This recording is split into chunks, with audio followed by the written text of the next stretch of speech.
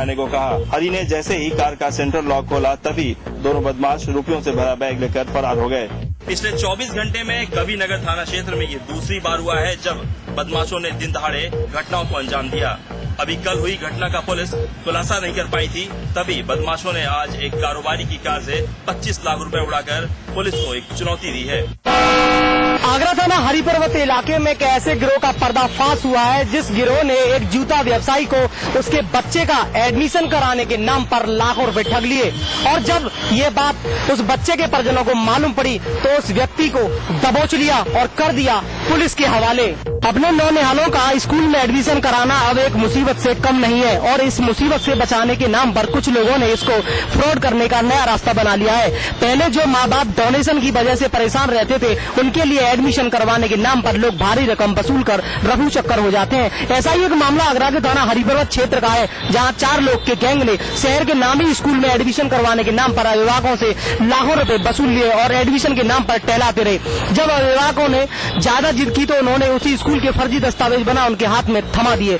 जब अभिभावक अपने बच्चों को लेकर स्कूल गए तब मामले का खुलासा हुआ कि जिस एडमिशन के नाम पर उन्होंने लाखों रुपए दिए दरअसल उस पर उनको ठगा गया है। मामला जब पुलिस तक पहुंचा तो आरोपियों की तलाश की गई, जब मौके से एक आरोपी को गिरफ्तार भी कर लिया है। जब आगरा के एएसपी साहब से इस बारे में बात की गई तो उन्होंने जानकारी न होने का कह पल्ला झाड़ दिया। अभी भी इसी गैंग के 3 सदस्य फरार हैं जिनकी तलाश में पुलिस लगी हुई है। पुलिस ने आखिरकार इस गिरोह के खिलाफ मुकदमा तो दर्ज कर लिया है लेकिन ये पता लगाने में जुट गई है कि आखिरकार इस गिरोह ने किन किन लोगों को बनाया है ठगी का शिकार। देश की सीमा पर सुरक्षा करते समय एक और भारत का जवान शहीद हो गया जिसे गोरखपुर के राजघाट थाना क्षेत्र के राजघाट घाट पर अंतिम विदाई दी गई है। जम्मू कश्मीर के बारामूला में तैनात गोरखा रेजिमेंट के एक जवान यम बहादुर किरकी आतंकवादियों से मुठभेड़ के दौरान शहीद हो गए थे, जिनकी पार्थिव शरीर आज गोरखपुर गोरखा रेजिमेंट के मुख्यालय पर लाया गया, जहां से गोरखा रेजिमेंट के जवानों ने उन्हें राजघाट घाट पर उनकी अंतिम विदाई के लिए ले गए, जहां पर रेजिमेंट के कर्नल सहित जिले के प्रशासनिक अधिकारियों ने श्रद्धा सुमन अर्पित की। वहीं सिविल और गोरखा रेजिमेंट के जवानों ने गार्ड ऑफ ऑनर देते हुए उन्हें अंतिम विदाई दिया। अंतिम विदाई के दौरान जिले के जिम्मेदार अधिकारी एवं पुलिस बल के जवान ने सलामी दी और श्रद्धा सुमन अर्पित किया। मौसम विभाग ने जैसे ही भारी बारिश न होने की सूचना जारी की थी उसके चलते लोगों ने राहत की सांस ली, लेकिन आपदा विभाग की तरफ से सतोपंथ अलकनंदा नदी पर ग्लेशियर के टूटने से जो झील बनी है उससे जिला प्रशासन की माथे पे चिंता की लकीरें दिखने लगी हैं। केदारनाथ के साथ पूरे प्रदेश में आई आपदा से जहां शासन प्रशासन उबरने की कोशिशों में लगा हुआ है, वहीं रह रहकर यह त्रासदी लोगों के दिलों में डर पैदा कर रही है। आपदा विभाग के सतोपंथ अलकनंदा नदी पर ग्लेशियर टूटने से बनी झील की सूचना ने जहां शासन प्रशासन के हाथ पांव फुला दिए हैं, वहीं पहले से ही खौफजदा लोग किसी बड़ी त्रासदी की आशंका से आतंकित हैं। आपदा विभाग की इस सूचना को जिला प्रशासन ने गंभीरता से लेते हुए झील की धरातली हकीकत की जानकारी के लिए सीडो चमोली को निर्देशित किया है। पिछली आपदाओं से सीख लेते हुए जिला प्रशासन सतोपंथ में बनी झील को गंभीरता से ले रहा है, जिसके चलते जिला प्रशासन की तरफ से अलकनंदा नदी के तट पे बरमाणा, बद्रीनाथ, जोशीमठ, कर्णप्रयाग में सभी जगहों पर हाई अलर्ट जारी कर दिया गया है। जाको रखे साइया मार सके न कोई, ऐसी कहावत आपने सुनी ही होगी, मगर ऐसा हरिद्वार में देखने को मिला है, जहां पंजाब के बठिंडा से हरिद्वार घूमने आया युवक पैर फिसल जाने के कारण गंगा के नीलधारा टापू पर जाकर फंस गया, जिसे 3 घंटे बाद पुलिस ने निकाल लिया है। पंजाब के बठिंडा से हरिद्वार घूमने आया युवक पैर फिसल जाने के कारण नीलधारा टापू पर जाकर फंस गया। जब स्थानीय लोगों ने पुलिस को सूचना दी, लगभग 3 घंटे बाद मशक्कत के बाद युवक को रेस्क्यू कर बचा लिया गया। युवक का कहना था कि वो गंगा किनारे मुंह धोने के लिए गया था और पैर फिसल जाने के कारण गंगा में टापू पर जाकर फंस गया। साथ ही अधिकारियों का कहना है कि युवक को बिल्कुल ठीक है और उसे सही सलामत गंगा से बाहर निकाल लिया गया है। हरिद्वार जिला प्रशासन ने युवक को बचाने वाली टीम को 2,500 रुपए का इनाम दिया है।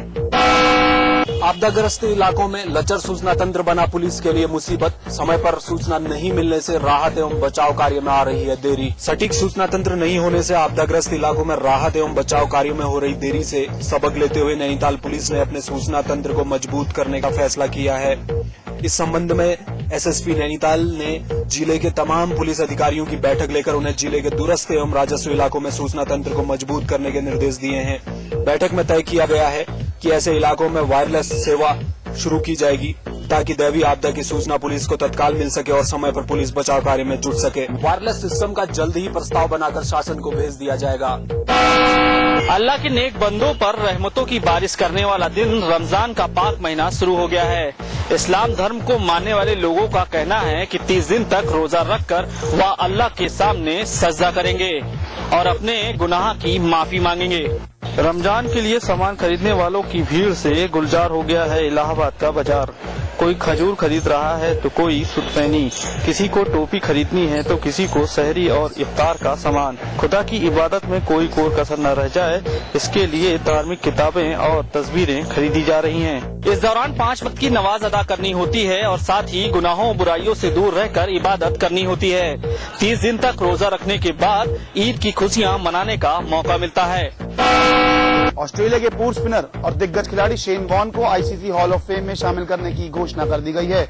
इस दिग्गज लेग स्पिनर को 19 जुलाई को इंग्लैंड और ऑस्ट्रेलिया के बीच लॉर्ड्स में होने वाले दूसरे टेस्ट मैच में टी टाइम के दौरान इस सम्मान से नवाजा जाएगा। वॉर्न हॉल ऑफ फेम में शामिल होने वाले 69वें खिलाड़ी होंगे। आईसीसी ने साल 2012 और 13 में वेस्टइंडीज के ब्रायन लारा, इंग्लैंड के एंडियन बैकवेल और पूर्व ऑस्ट्रेलियन साथी ग्लेन मैग्रा को हॉल ऑफ फेम में शामिल किया था। वॉर्न ने साल 1992 से 2007 के बीच 147 टेस्ट मैच खेले और उनकी औसत रही 25.41 की, जिसमें उन्होंने 708 विकेट चटकाए। वहीं वॉर्न 700 विकेट हासिल करने वाले पहले क्रिकेटर थे। वहीं वॉर्न इस साल आईसीसी हॉल ऑफ फेम में शामिल किए जाने वाले चौथे खिलाड़ी बन जाएंगे। 4 दिनों पहले ब्रेन सर्जरी कराने के बाद ऋतिक रोशन को हिंदुजा अस्पताल से फाइनली छुट्टी मिल गई है। हॉस्पिटल के डॉक्टरों ने बताया कि ऋतिक रोशन अब बिल्कुल फिट है, लेकिन उन्हें 4 हफ्ते तक पूरा आराम करने की सलाह दी गई है। हिंदुजा हॉस्पिटल के बाहर भारी तादाद में ऋतिक के फैंस मौजूद थे। ऋतिक ने उन्हें हाथ खिलाकर अपने फिट होने का मैसेज भी दिया। गौरतलब है कि Hrithik Roshan film bang bang की शूटिंग के दौरान चोटिल हो गए थे। उसके बाद उनके सिर में अक्सर दर्द रहने लगा था। उनके फैमिली डॉक्टरों ने जांच के बाद बताया कि उनके सिर पर खून की थक्के जम गए थे। डॉक्टरों ने कहा था कि अगर वक्त पर उनकी सर्जरी नहीं हुई होती तो उनकी जान को खतरा हो सकता है। हॉस्पिटल से निकलते हुए ऋतिक मुस्कुराते हुए घर पहुँचे। इस खबर से ऋतिक के फैंस तो खुश जरूर हुए होंगे, क्योंकि उनका सुपर हीरो अब बिल्कुल फिट तो है।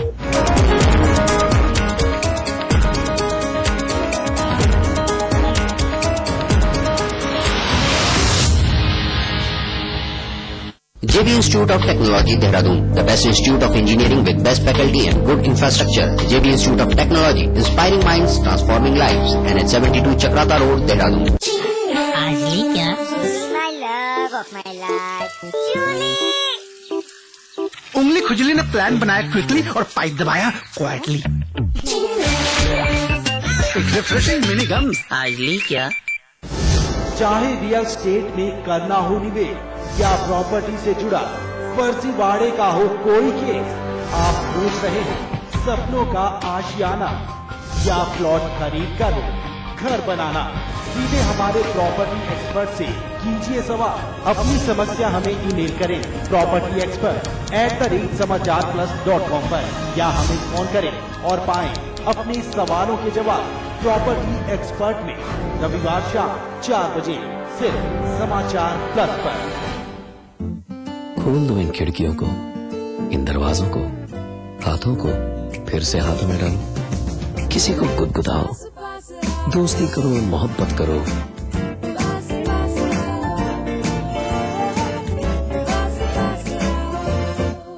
गले मिलो, आंख मिलाओ, किसी को अपना बनाओ। ताया ताई, मौसा मौसी, सबसे प्यार करो। रहो हमेशा पास पास। आसान नहीं, हर खबर की जड़ तक जाना, हर हाल में संयम बनाए रखना, बड़ी हस्तियों से बेबाक और निर्भीक चर्चा आसान नहीं। लगातार बड़े बड़े खुलासे करते रहना, हर पल अग्नि परीक्षा के लिए तैयार रहना। आसान नहीं है सच की राह पर चलते रहना, पर अगर साथ हो आपका तो कोई भी चुनौती बड़ी नहीं। समाचार प्लस, खबर वही जो हमने कही। स्वाद बड़ी चीज है, स्वाद से बढ़कर कुछ नहीं। तुलसी सादा पान मसाला।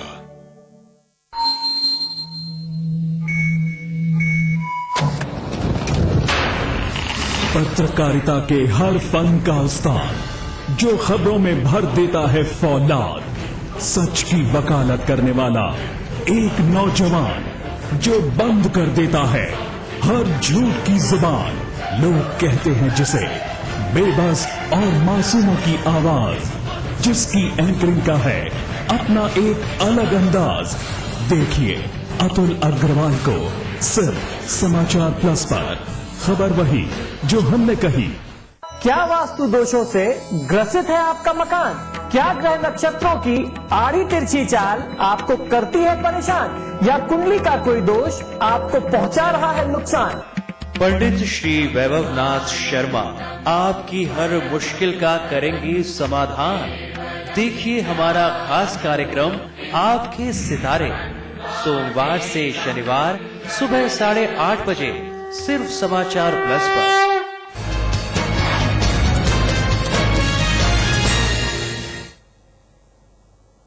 नमस्कार, फाइनल रिपोर्ट देख रहे हैं आप। आपके साथ मैं हूं दिव्या। खबरों की शुरुआत करेंगे, लेकिन सबसे पहले एक नजर अब तक की हेडलाइंस पर। पुलिस हिरासत में रहकर चुनाव लड़ने पर रोक, सुप्रीम कोर्ट ने पटना हाई कोर्ट के फैसले पर लगाई मोहर। दागी नहीं लड़ सकेंगे, जेल में रहकर चुनाव।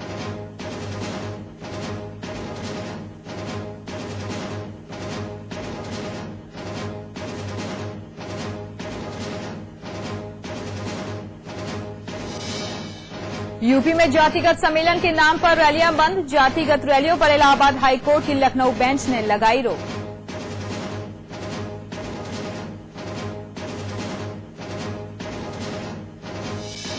दिल्ली गैंगरेप केस में नाबालिग आरोपी पर फैसला टला। दामिनी के परिजन निराश, 25 जुलाई को फैसले का इंतजार।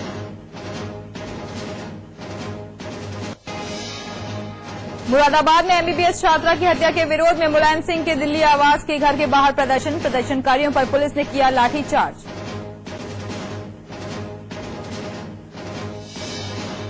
प्रतापगढ़ में सामने आई दरिंदगी की इंतहा। गवाही से ठीक पहले रेप पीड़िता की जुबान काटने की कोशिश।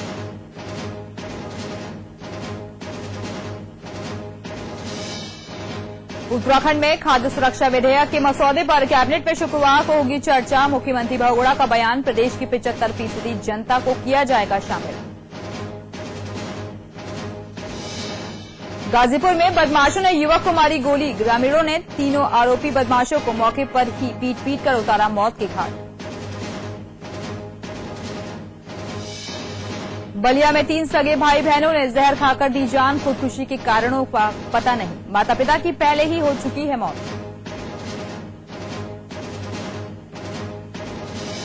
और सुपर हीरो ऋतिक रोशन को अस्पताल से मिली छुट्टी। ऋतिक ने कहा, अब मैं ठीक हूं। रविवार को हुई थी मुंबई के हिंदुजा अस्पताल में ब्रेन सर्जरी।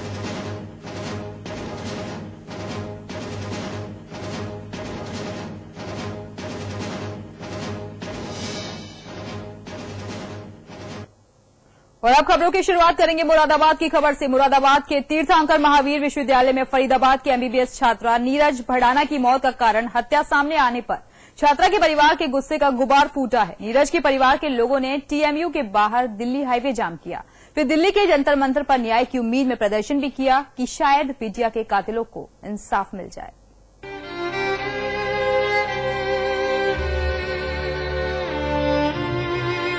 बूढ़े बाप की आंखों में बिटिया को डॉक्टर बनाने के सपने तैर रहे थे। डॉक्टरी की पढ़ाई पढ़ने के लिए हरियाणा से मुरादाबाद भेजा था। बड़े अरमानों से बिटिया का दाखिला तीर्थंकर महावीर विश्वविद्यालय में कराया था। बूढ़े बाप ने बिटिया को डॉक्टर बनाने के लिए समाज के सभी बंधन तोड़ दिए थे। 5 साल की पढ़ाई थी। नीरज ने भी पिता के सपनों में रफ्तार के पंख बांध दिए थे, लेकिन नहीं जानती थी कि डॉक्टरी जान ले लेगी। नीरज 5वीं मंजिल से फेंक दी गई। सफेद कोट पहनने गई बिटिया सफेद कफन में लिपट कर लौटी। अरमान कैसे आंसू बन जाते हैं, इसका पता कोई इस बूढ़े बाप से पूछे। जो विरोध करती हैं उनका ये रेप करके मर्डर करके 5वीं मंजिल से फेंकते हैं। नीरज की हत्या को 5वीं मंजिल से गिरने का परपंच बनाने की पूरी कोशिश की गई, लेकिन पोस्टमार्टम रिपोर्ट ने विश्वविद्यालय के दावों को नंगा करके रख दिया। पोस्टमार्टम का पोथा बताता है कि नीरज की मौत दम घुटने से हुई। अब घर वालों ने निदेशक सुरेश जैन के खिलाफ तहरीर दे दी है।